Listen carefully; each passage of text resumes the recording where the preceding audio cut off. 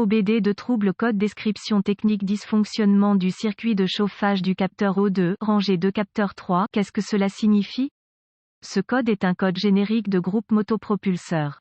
Il est considéré comme générique car il s'applique à toutes les marques et modèles de véhicules 1996 plus récents, bien que les étapes de réparation spécifiques puissent être légèrement différentes selon le modèle.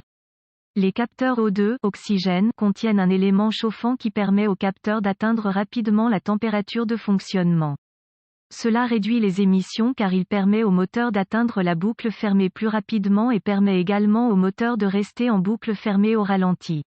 Le circuit de chauffage est alimenté par une alimentation 12V par le PCM ou le circuit d'allumage selon le modèle et une masse. Le PCM, module de commande du groupe motopropulseur, surveille le temps nécessaire pour que les capteurs deviennent actifs après le démarrage du moteur. S'il faut trop de temps pour que les capteurs O2 atteignent la température de fonctionnement, ce P0167 peut se régler. La rangée 2 est le côté du moteur qui ne contient pas le cylindre croisillon 1. Symptômes pour ce capteur O2 particulier, il ne peut y avoir aucun symptôme perceptible autre que éclairage 1000, voyant de dysfonctionnement, mauvais, grossier ralenti cause les causes potentielles d'un code P0167 inclus, mauvais circuit de chauffage du capteur O2, mauvais capteur O2, problème de faisceau de câblage, solution possible, débrancher le capteur banque 1, 3. Avec KOEO, clé sur moteur éteint, utilisez un voltmètre pour vérifier la tension de la batterie présente au connecteur du capteur O2, côté PCM. Vous pouvez également le faire avec un voyant de test. Connectez à la terre et touchez le fil à l'alimentation du circuit de chauffage. Le voyant devrait s'allumer avec KOEO. Vous devriez avoir une tension de batterie présente.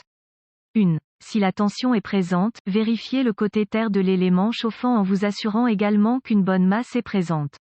Si c'est le cas, vérifiez les connexions défectueuses, puis remplacez le capteur d'oxygène. Si vous n'avez pas une bonne masse, il y a un circuit ouvert dans le sol quelque part qui devra être réparé. Recherchez le contact du faisceau de câble avec les composants d'échappement ou les connecteurs cassés, manquants, etc. B. Si la tension de la batterie n'est pas présente avec KOEO, recherchez un fusible grillé alimentant les éléments chauffants. Vous devrez peut-être obtenir un schéma de câblage pour cela. Si le fusible est grillé, vous devrez vérifier s'il y a un court-circuit à la terre sur le circuit d'alimentation de la batterie avant de remplacer le fusible. Si vous n'en trouvez pas et que le remplacement du fusible rétablit la tension de la batterie au niveau du connecteur du capteur O2, le capteur O2 peut avoir un court-circuit interne, faisant sauter le fusible. Remplacez-le et revérifiez. Remarque, il est possible que le circuit de chauffage d'un capteur O2 soit ouvert, court-circuité et que le capteur O2 fonctionne toujours. C. Si vous n'avez pas de tension de batterie avec KOEO et qu'il n'y a pas de fusible grillé alimentant le circuit de chauffage, vérifiez qu'il n'y a pas d'ouverture sur le circuit d'alimentation.